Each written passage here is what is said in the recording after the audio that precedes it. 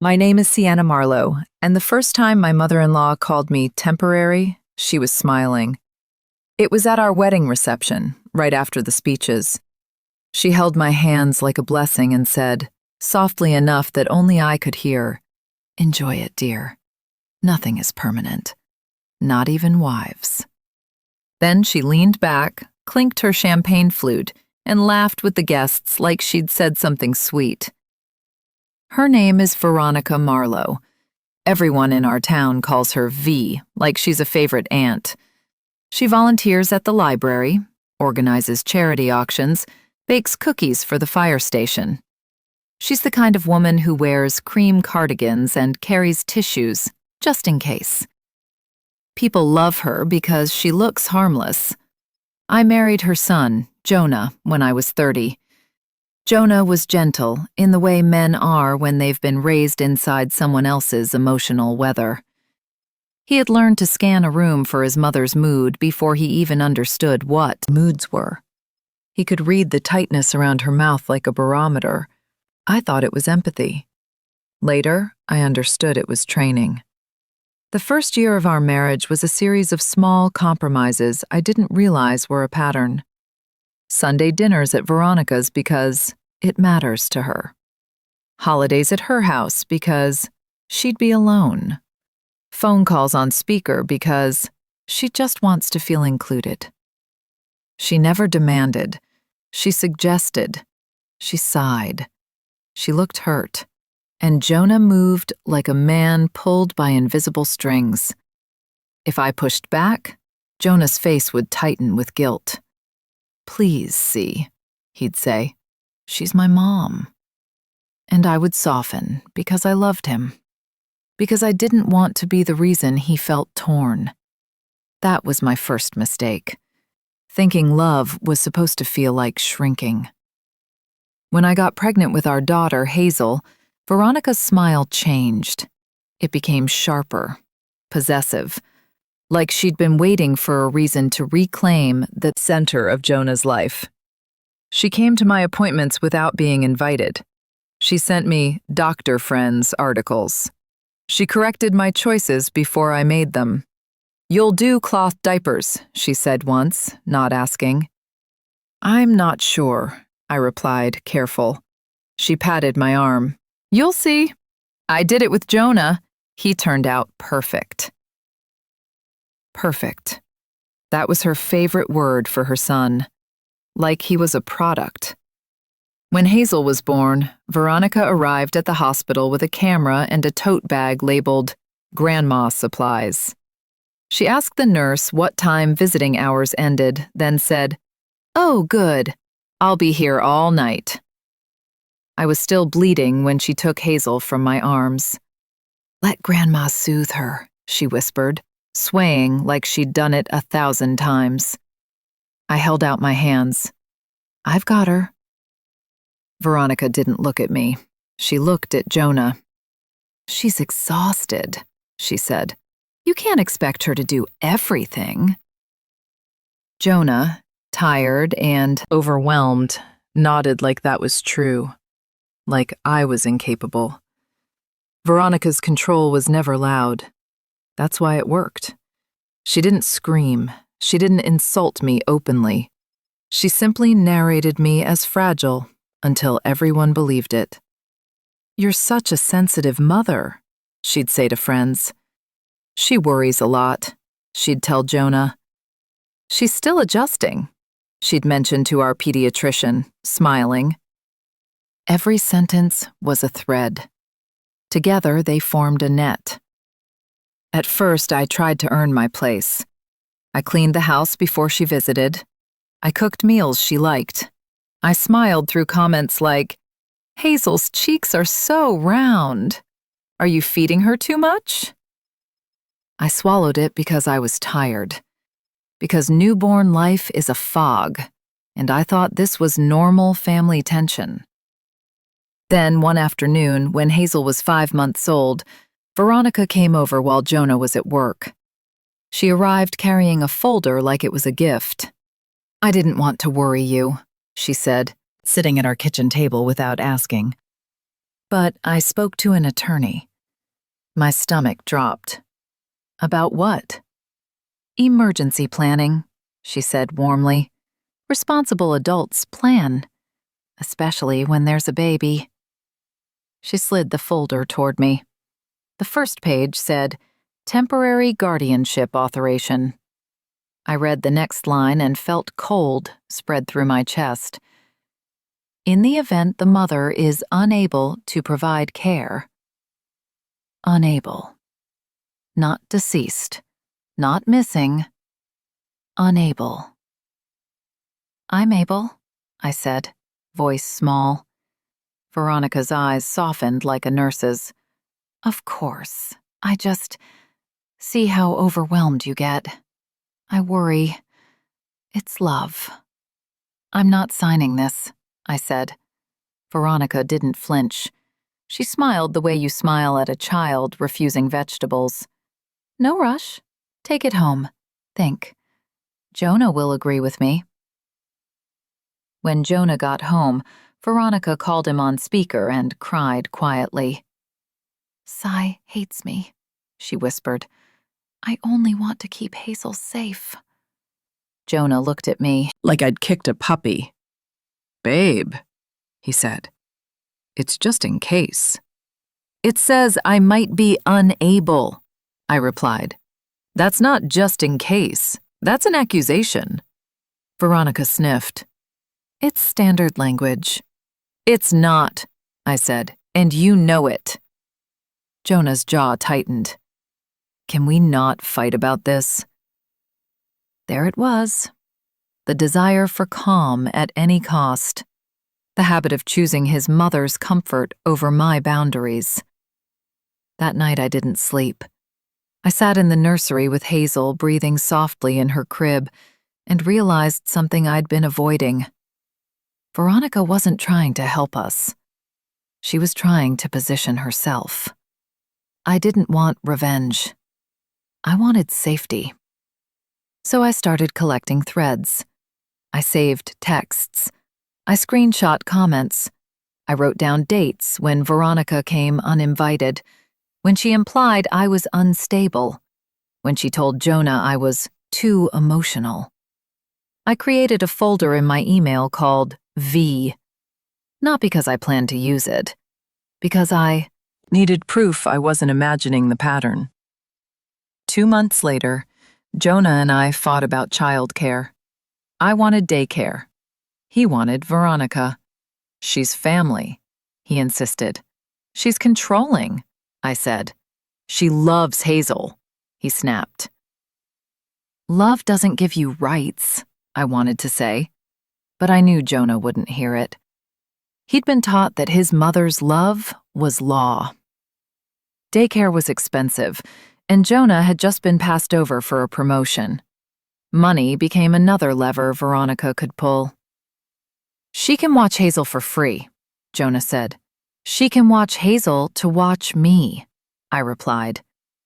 Jonah stared at me. You're making her the enemy. No, I thought. She is making me the obstacle. We compromised. Veronica would watch Hazel 2 mornings a week. I told myself it was manageable. I told myself I could handle it.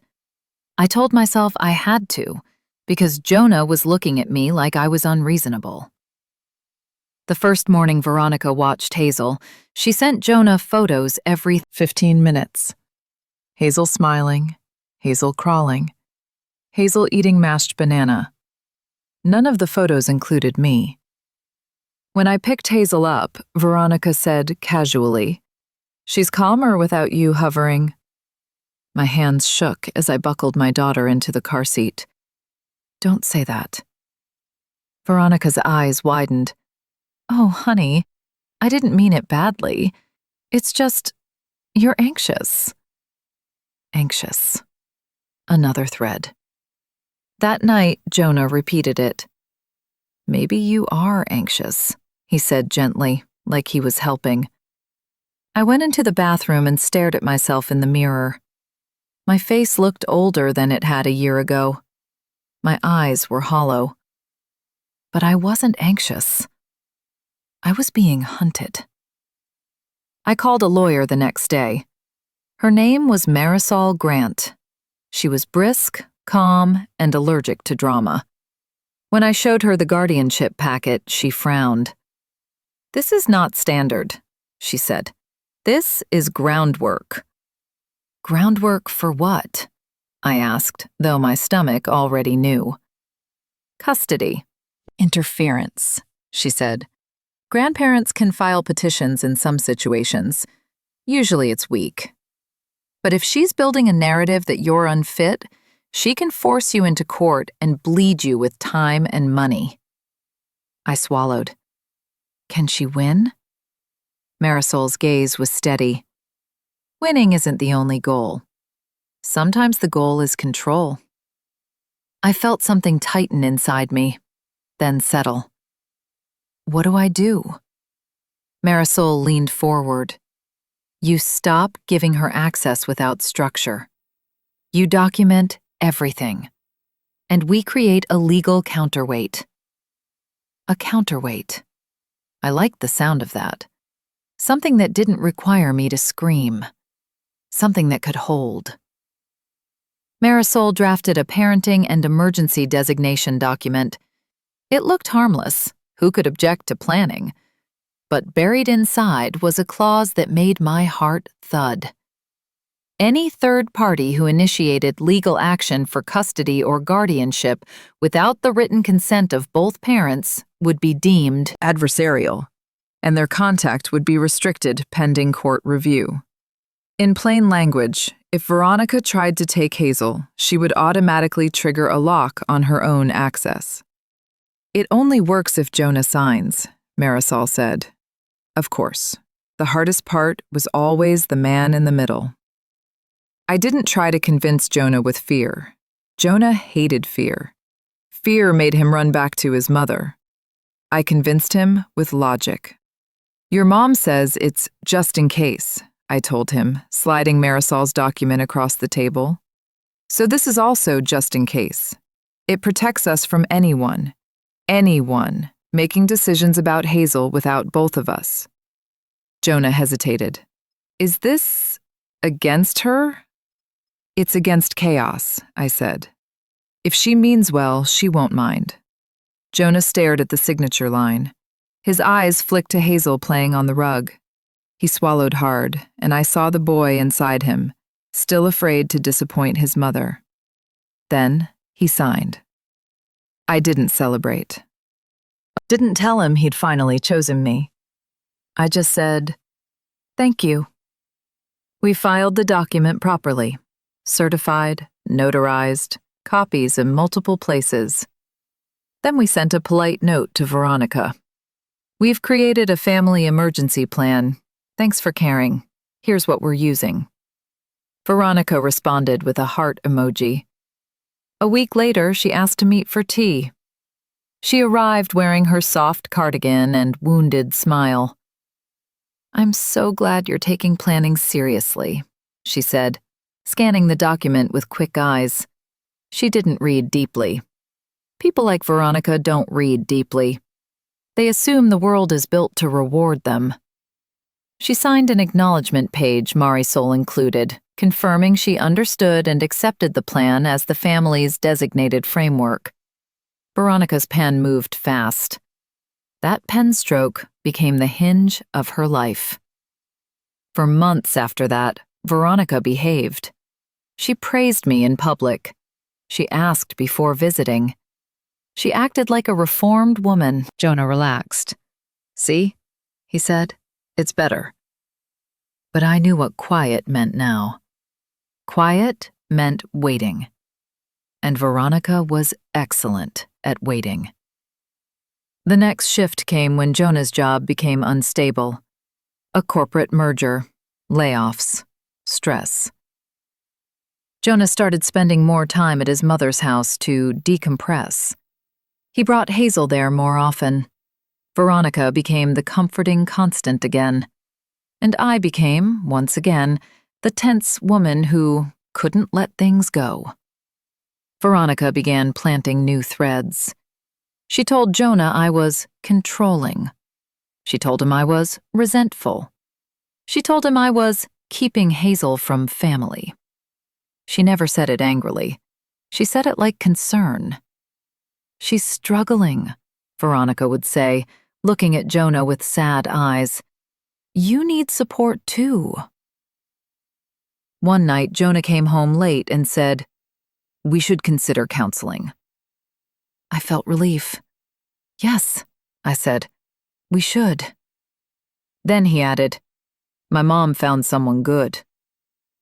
My relief evaporated. "No." Jonah's eyes hardened. "Why?" "Because that's not neutral," I said. Jonah exhaled sharply. "Everything is a conspiracy to you." It wasn't a conspiracy. It was a pattern. The next week, Hazel fell at Veronica's house. Not a serious fall. Kids fall every day. But Veronica documented it like an incident report. She sent Jonah photos. She sent Jonah a message. "This is why I worry." She did not call me. When Hazel came home with a small bruise, Jonah said, "Don't freak out." Freak out. The language Veronica had been seeding. I didn't freak out. I drove Hazel to urgent care and asked the doctor to document minor bruise consistent with normal toddler activity, no signs of abuse or neglect. I took that note and added it to my folder. 2 weeks later, I was served papers. Veronica had filed for emergency guardianship and temporary custody, claiming I was unstable and Jonah needed help protecting Hazel. The phrase, "unable to provide care," appeared again, like a brand. Jonah stood in the kitchen reading the papers with shaking hands. "I didn't know," he whispered. I looked at him, calm. "She did." Jonah's voice broke. "Why would she do this?" "Because she wants to replace me," I thought. But I didn't say it. Jonah wasn't ready to hear it. Instead, I called Marisol and said, "She filed." Marisol's response was immediate. "Good. Then she just triggered the clause." The hearing happened fast. Veronica arrived dressed like innocence. She brought a folder of photos. Bruises. Tantrums. A screenshot of me looking tired on a day I hadn't slept. She spoke softly to the judge about concern. She said she loved Hazel like her own. She implied I was overwhelmed and emotionally volatile. Then Marisol stood and did what Veronica could not control. She introduced paperwork. Marisol submitted the emergency designation and the acknowledgement Veronica had signed. She submitted Jonah's signature. She submitted my documentation log. She submitted the urgent care note. The judge looked at Veronica. "Ms. Marlowe, you signed this plan acknowledging that any custody action without consent would be considered adversarial."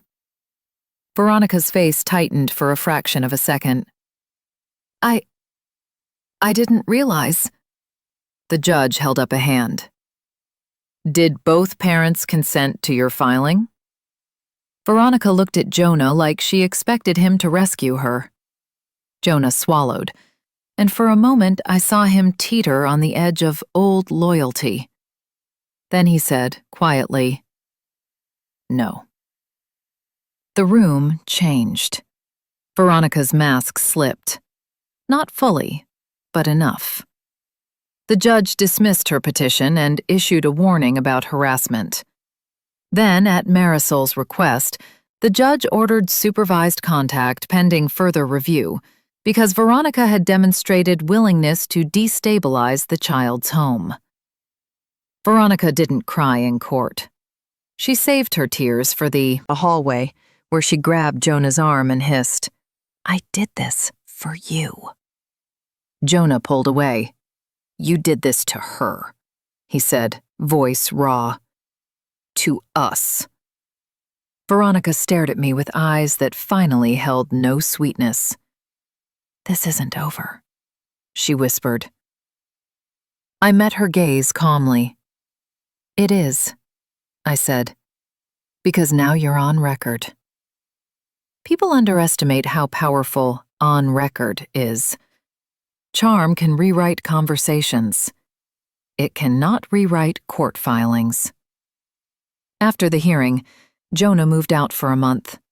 Not because I demanded it, but because he didn't know how to exist between his mother's rage and my boundaries. He needed distance to hear his own thoughts.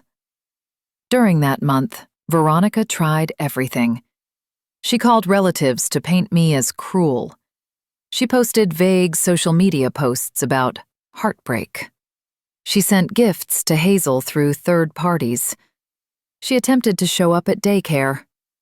Each attempt went into my folder. Marisol advised me to remain boring. "Boring wins," she said. "Boring looks stable." So I stayed boring.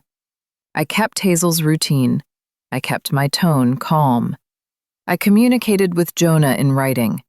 I refused to engage with gossip. Veronica's power depended on emotional reaction. She couldn't use mine anymore. Jonah came back different. Not transformed overnight. Change doesn't work like that. But shaken. He sat at our kitchen table and said, "I think my mom hates you." I nodded. "She hates that you chose me." Jonah stared at his hands. "I didn't see it." "I know," I said, "because she raised you to call it love." We went to counseling with a neutral therapist. Jonah learned language for things he'd only felt as guilt. Enmeshment, emotional coercion, parentification. Veronica remained furious. She called Jonah daily until he stopped answering. She left voicemails that shifted from sobbing to rage. She told him I was poisoning him. One night, Jonah listened to a voicemail on speaker by accident. Veronica's voice was sharp. "She's nothing. She's temporary. Hazel belongs to us." Temporary. The word from my wedding. Jonah's face went white. He looked at me and whispered, "She said that?" I nodded. "She's been saying it all along." That was the moment Jonah finally broke from her. Not with a scream, with a decision. He sent Veronica a message. "Do not contact us directly. Any contact must go through attorneys." Veronica responded with a single line. "You'll regret choosing her." Jonah didn't reply. After that, things got quieter. Veronica's social influence still existed, but now it had limits. People could gossip, but they couldn't take my child. Our marriage was damaged, but it didn't collapse. Jonah worked slowly to rebuild trust. We created a parenting plan that put Hazel first and protected her from adult games. And I learned the truth I wish someone had told me earlier. You can't out-argue a controlling person. You can't out-cry them. You can't make them suddenly respect you. But you can out-document them. You can out-plan them.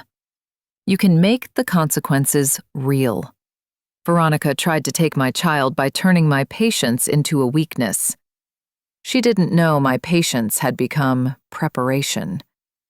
She signed the acknowledgement that made her petition self-destruct. She filed the action that boxed her out. She exposed her own motives in the one place her charm couldn't edit. People ask me if it felt like revenge. It didn't feel like rage. It felt like breathing. Like finally having a door that locked. Like finally holding my child without someone reaching in to claim her. Like finally being allowed to say no without being punished for it. And if I'm honest, the most satisfying moment wasn't court. It was weeks later, when Hazel was asleep and the house was quiet, and Jonah sat beside me on the couch and said, "I'm sorry." Not, "She's just like that," Not, let it go. Not, don't make a scene. Just, I'm sorry. Because when a mother-in-law builds her identity on being the center, the real revenge isn't humiliating her. The real revenge is removing her access to the stage. I didn't destroy Veronica's life. I just stopped letting her use mine. But I wasn't finished, because the court order didn't erase the years she'd already taken from me. It didn't return the nights I spent crying silently in the nursery, trying to convince myself I wasn't the problem. It didn't repair the way Jonah had learned to doubt my instincts. It didn't undo the fact that Veronica had tried, deliberately, to teach my daughter that her mother's voice was something to fear. So I kept documenting. Not for revenge this time, but for permanence. For a clean record. For an ending that couldn't be rewritten at the next neighborhood fundraiser. Veronica's next move was predictable. If she couldn't win in court, she would. Try to win in public. She began telling people I cut her off. She told Jonah's aunts that I was isolating him. She told mutual friends that I had postpartum issues, even though Hazel was almost 2. She framed my boundaries as cruelty and her consequences as martyrdom.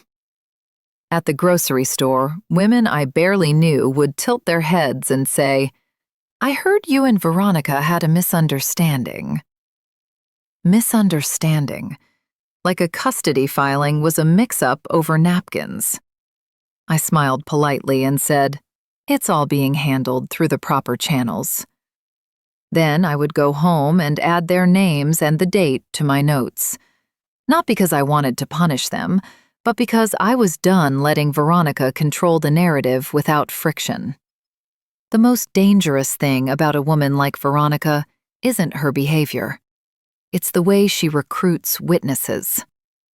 One afternoon, Jonah's cousin stopped by unannounced. He sat at our kitchen counter, nervous, and said, "Aunt V is really hurting."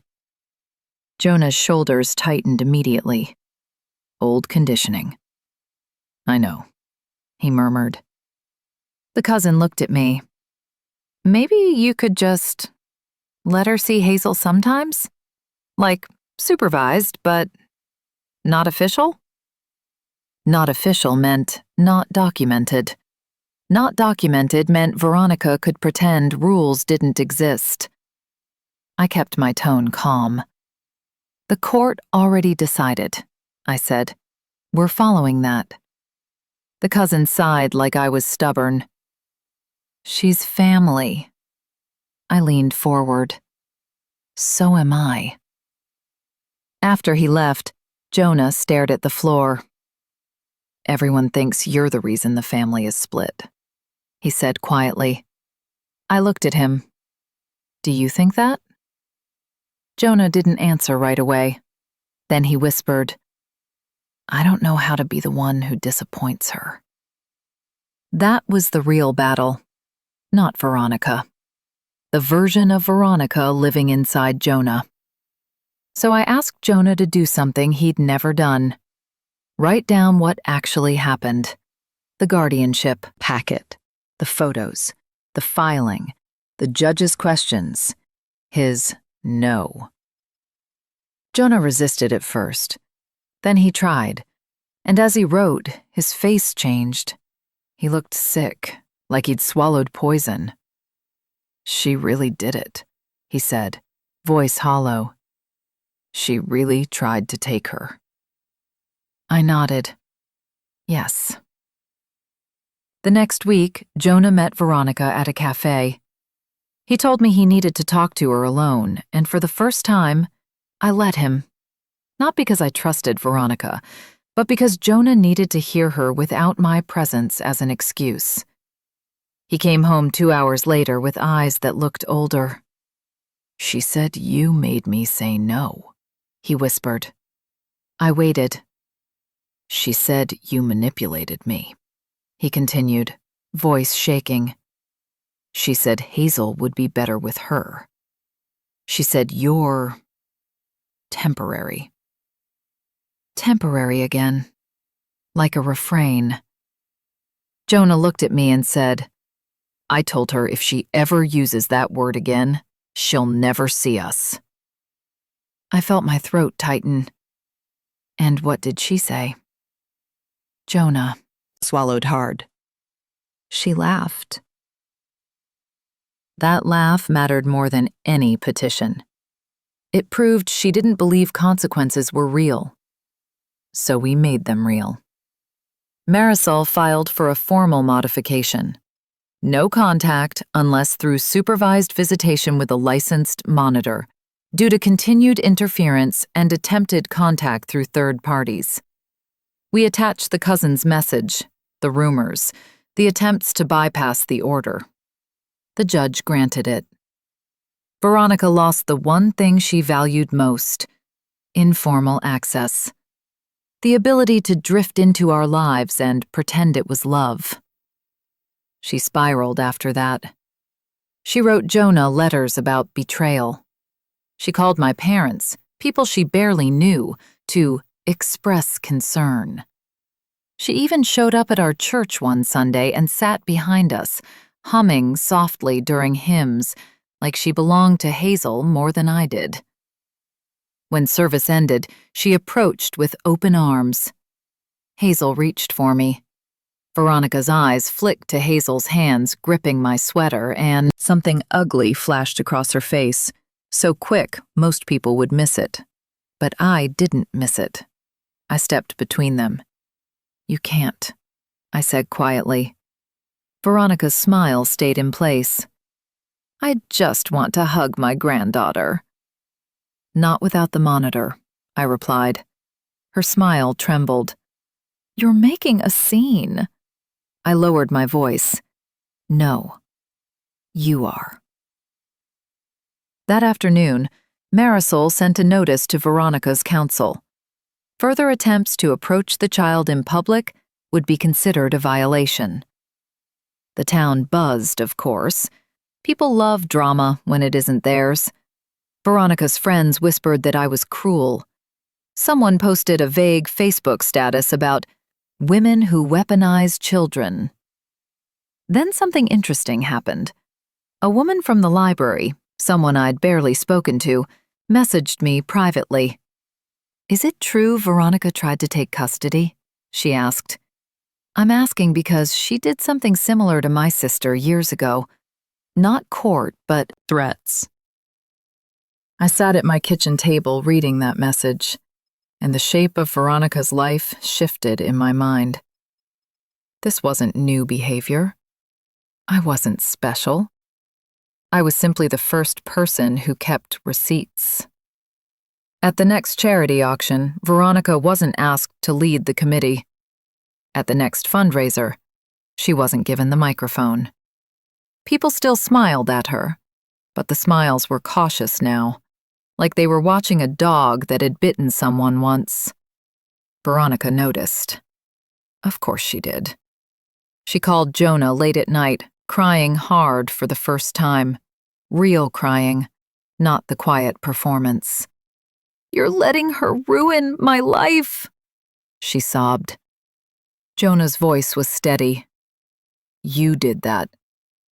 Silence, then a hiss. "She's poison." Jonah hung up. That was the end. Not because Veronica learned. She didn't. Women like her rarely do. It ended because Jonah finally chose adulthood over obedience, and I chose documentation over hope. People still ask me how I stayed so calm. The answer is simple. I wasn't calm, I was focused. Because once you've felt someone try to remove you from your own child's life, you stop caring about being liked. You start caring about being unmovable, and that, in the end, was my revenge. Not screaming, not destroying, not humiliating, just becoming impossible to bypass.